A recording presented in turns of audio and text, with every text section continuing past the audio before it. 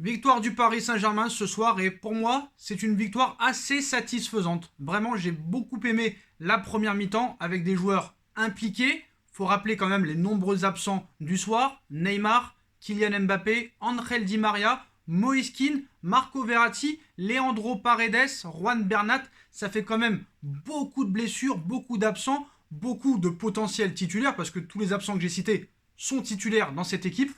Et on a vu vraiment un Paris Saint-Germain, surtout en première mi-temps, vraiment très intéressant, très satisfaisant. Et surtout un joueur qui m'a vraiment emballé, qui m'emballe depuis le mois de septembre et que je trouve indispensable à cette équipe, c'est Rafinha, qui a été tout bonnement, surtout en première mi-temps, exceptionnel. Exceptionnel. Et comment ne pas aimer Rafinha? Ce joueur-là doit être titulaire indiscutable dans cette équipe. Vraiment plaisir de voir nos remplaçants impliqués. Le réveil de Pablo Escobar Sarabia, qui a mis un but vraiment avec une phase de jeu très belle, très jolie. J'aime voir mon équipe jouer comme ça. En deuxième mi-temps, on a eu un peu plus de mal, mais je vais quand même rester sur la première mi-temps, où j'ai vu vraiment, certes, un PSG qui n'a pas forcément forcé, un milieu de terrain très très bon, Idrissa Gueye qui a fait un très bon match. Ça fait longtemps que j'ai pas vu Gueye à ce niveau-là, au niveau de la qualité de passe, au niveau du jeu vers l'avant. Et enfin, cette équipe a compris ce que ça voulait dire pressing, contre-pressing et attaque directe. Alors il y en a beaucoup qui vont dire, est-ce que Paris a vraiment besoin de ses stars? On a vu ce soir une équipe impliquée, collective, qui a envie de jouer vers l'avant, qui a envie de faire du pressing. Et est-ce que Neymar, Mbappé et compagnie auraient autant couru ce soir, auraient autant fait de pressing? On peut se poser la question, c'est vrai. Parce qu'on les a vus, c'est pas des joueurs qui pressent très très haut. D'ailleurs, depuis l'arrivée de Pochettino, on n'a pas vu vraiment énormément de pressing, mais là, c'était vraiment un vrai pressing. Comme le match contre Dijon. Et là, ça reste dans la continuité du match contre Dijon. Et ça fait longtemps que Paris a pas fait deux bons matchs comme ça. Voilà. Certes, en deuxième mi-temps, c'était un peu moins bien, mais voilà, j'ai vraiment trouvé ça intéressant. Rafinha, pour moi, est le détonateur de cette équipe. Et le maillon fort. Vraiment le maillon fort. Même si des fois, il fait des petites passes en arrière qui peuvent amener un petit peu de danger, mais vraiment, 90% du temps, c'est très très bon, très très fiable, très impressionnant. Vraiment, j'ai pas peur de le dire. Pour moi, Rafinha est le métronome de cette équipe. Voilà. Honnêtement, Sarabia a fait des gestes de classe. Son but est classe. J'espère qu'on va enfin retrouver le Sarabia de Séville, qu'on attend tous maintenant depuis plus d'un an et demi. Voilà. J'ai trouvé Draxler qui est mieux, qui est pas exceptionnel, mais il y a du mieux. Voilà, il est impliqué. Apparemment, il a parlé avec Pochettino la semaine dernière. Voilà, il se sent mieux dans cette équipe. Il voit que le coach a un minimum confiance en lui, chose que n'avait pas son prédécesseur. Donc voilà, je pense que Draxler va dans le positif de match en match. C'est assez intéressant de voir ça. Gueye, je l'ai trouvé vraiment mieux, plus perforant, plus concentré, plus impliqué, prenant plus de risques, plus de passes vers l'avant. Il a arrêté un petit peu ses passes en arrière qui amenaient du danger quand l'équipe adverse faisait du très haut pressing, donc c'est pas mal. Pour moi, il fallait marquer le deuxième. Alors certes, moi j'ai trouvé, honnêtement, on va me dire, oui Sacha, à chaque fois que tu dis ça, c'est parce que l'équipe est faible en face. Non, les Girondins de Bordeaux étaient vraiment très faibles aussi ce soir, il faut le préciser. C'est pour ça que je pense que Paris aurait dû en mettre deux ou trois minimum. Vraiment, ça a bien percuté en première mi-temps, ça se trouvait. Rafinha n'arrêtait pas de donner des caviars à Draxler, qui souvent ne savait pas trop quoi en faire, mais il arrivait des fois à trouver Mauro Icardi, qui a eu une ou deux occasions de pouvoir marquer, il n'a pas pu le faire. Faut parler aussi de la charnière centrale, Marquinhos et Kipembe, surtout Kipembe, moi que j'ai trouvé en mode patron ce soir. Kipembe, vraiment très serein. Et Presnel, pour moi, c'est l'âme du Paris Saint-Germain. Je vais vous dire la vérité, parce que voilà, c'est un titi parisien. Il est formé au club. Il vient du quartier d'à côté de chez moi. Franchement, pas loin. Pas dans la même ville, mais vraiment pas loin. À quelques kilomètres. Et vraiment, moi, j'ai une certaine... vraiment, c'est un exemple pour moi, Kipembe, franchement, parce que certes, des fois, quand t'as pas des joueurs fiables à côté de lui, bah, il pêche des fois. Mais franchement, c'est un gars qui progresse de jour en jour. Pour moi, c'est le futur défenseur central de l'équipe de France. C'est le futur capitaine peut-être du Paris Saint-Germain, même si je pense que Marquinhos va rester encore longtemps au PSG. C'est peut-être lui qui l'aura. Peut-être que si un jour, dans 2-3 ans, il y a un nouveau coach, peut-être que ce sera Kipembe qui l'aura. Mais voilà, Kipembe, je pense qu'il fera toute sa carrière au Paris Saint-Germain. Et Presnel, pour moi, est très bon. Kurzawa, je l'ai trouvé un peu faible. Vraiment, Kurzawa, je l'ai trouvé assez catastrophique. Voilà, on va pas se mentir. On va pas faire plaisir pour faire plaisir. Voilà, Kurzawa, j'ai trouvé assez catastrophique. Navas n'a pas eu grand chose à faire. Pour moi, cette équipe est assez impressionnante. Pour moi, Julian Draxler doit continuer à tenter ses dribbles. Je pense que la confiance va revenir. Pablo Sarabia, pour moi, il est sur la bonne voie.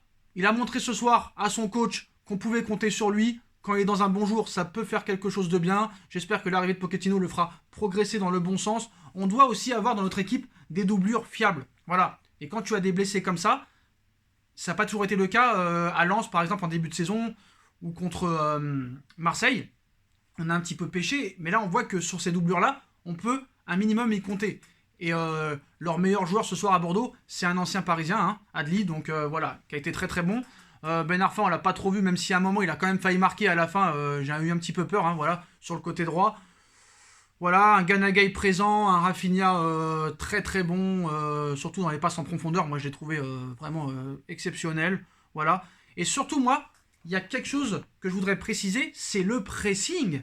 Moi, j'ai été impressionné par le pressing parce que ça, j'appelle ça vraiment un gros pressing.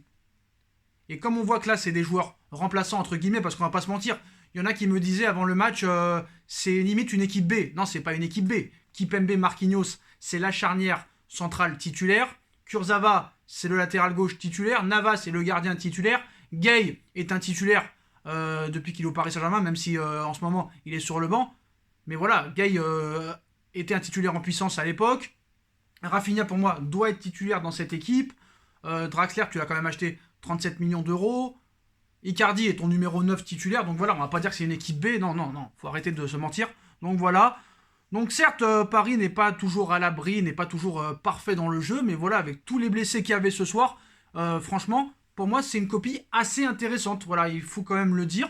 J'ai vraiment beaucoup aimé le Paris Saint-Germain ce soir, parce que des fois, ces matchs-là, t'aurais pu les perdre. Vraiment, pour moi, c'était des matchs pièges, et j'ai trouvé vraiment un Paris Saint-Germain vraiment très exigeant. Voilà, surtout en première mi-temps, moi, je vais me revoir le replay et regarder surtout la première mi-temps que j'ai trouvé très très intéressante.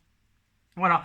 Alors la mauvaise nouvelle, c'est que Lille a gagné contre Marseille. Donc nos amis marseillais nous ont pas aidés à reprendre un petit peu notre retard sur Lille, hein, qui reste leader avec 2 points d'avance. Donc voilà.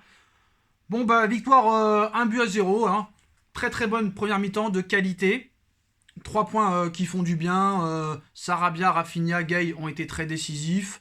Bon, c'est vrai que voilà, la deuxième mi-temps, certes, a été moins bonne que la première, mais bon, quand même, c'est vraiment pas mal. Tu vois Kipembe, quand même, qui a touché plus de 76 ballons pour un défenseur central. C'est quand même énorme. 93% de passes réussies pour Kipembe. C'est quand même assez intéressant. Et puis moi, je voudrais parler quand même un petit peu du mercato de Leonardo. Quand tu vois quand même des joueurs comme ça qui ont été sur le terrain à maigre prix, quand même, c'est assez intéressant quand même de voir ça. Parce que Sarabia, tout le monde me dit oui, c'est Enrique qui a été le chercher, mais c'est Leonardo qui a finalisé. Leonardo il aurait pu dire non, je veux plus de Sarabia. Puis voilà, Sarabia, on voit qu'il peut quand même faire des bonnes choses quand il le veut et quand il est bien encadré. Et un Rafinha en combo avec Sarabia, ça peut tout à fait marcher. Donc voilà, Navas aussi. Navas, je vais en parler parce qu'on n'en parle pas assez de Navas. Navas, c'est le meilleur joueur du Paris Saint-Germain depuis 2019. 13 millions d'euros, masterclass. Puis Gueye, je l'ai trouvé vraiment très bon, surtout aussi sur ses frappes, parce que c'est l'un des seuls joueurs qui frappe de loin, il faut le dire la vérité. Donc voilà, Paris assure l'essentiel, on reste au contact de Lille, c'est assez intéressant. Alors est-ce qu'on verra le même jeu en première mi-temps avec les stars? Je pense que voilà, tu retires quelques joueurs de cette équipe et tu mets vraiment les titulaires en puissance. Paris a une des meilleures équipes d'Europe sur le papier, on va pas se mentir, franchement je veux dire la vérité, quand tout le monde est opérationnel à 100% et qui n'est pas blessé, voilà. À part peut-être les latéraux où il faut vraiment les faire partir et doubler les postes, voilà. Quand tu auras Juan Bernat et Florenzi titulaires, il faut juste se débarrasser de Kehrer, de Dagba, qui n'a pas apporté grand-chose ce soir, je suis désolé, et Kurzawa non plus. Voilà, il faut vraiment des latéraux dans cette équipe. Franchement, pour moi, 2 latéraux très fiables, en complément de Bernat et Florenzi, et surtout un milieu de très grande classe, mais pour moi, on l'a avec Rafinha. Alors, est-ce que c'est possible de remplacer peut-être un mec comme Herrera, pour moi qui n'a plus vraiment d'avenir au Paris Saint-Germain, et prendre peut-être un milieu de terrain de grande taille qui importe vraiment de l'impact physique et qui rentre dedans, parce que Rafinha pour moi est très technique. D'ailleurs Rafinha, hein, tout le monde voulait son frère cet été, et sur ce que je vois, Rafinha est meilleur que Thiago Alcantara à l'heure actuelle où je vous parle, je n'ai pas peur de le dire. Donc voilà, donc on a vu que j'ai pas vu ce que le Barça a fait, j'ai vu qu'il menait 1-0, donc on verra, mais pour l'instant voilà. Les 3 points sont assurés. Donc voilà, le Barça est en prolongation, donc on va aller suivre ça. Donc voilà, Kipembe a réagi, hein, c'était important de rentrer à la maison avec les 3 points. Est-ce qu'on a fait un pacte? Non, c'est une obligation, on sait ce qu'il nous reste à faire, on doit gagner tous les matchs. Donc voilà, un Paris 60 points, Lille 62 points, donc voilà, j'ai trouvé un pari très intéressant en première mi-temps, moins bien en deuxième, mais qui a su gérer, qui n'a pas vraiment bégayé. Et voilà, je pense que c'est bien pour la suite, mais j'ai vraiment pris du plaisir à regarder le Paris Saint-Germain en première mi-temps. Pour moi, l'homme du match, beaucoup vont dire Sarabia, mais pour moi, l'homme du match en numéro 1, c'est Rafinha, qui a été vraiment absolument exceptionnel. J'ai trouvé Navas encore très décisif et Kipembe en mode patron. Et puis d'autres joueurs ont été bons, mais ça reste quand même assez poussif. Donc voilà les postos, on se retrouve très vite pour une nouvelle vidéo. Allez Paris comme toujours, hein, et victoire très précieuse. Tchuss.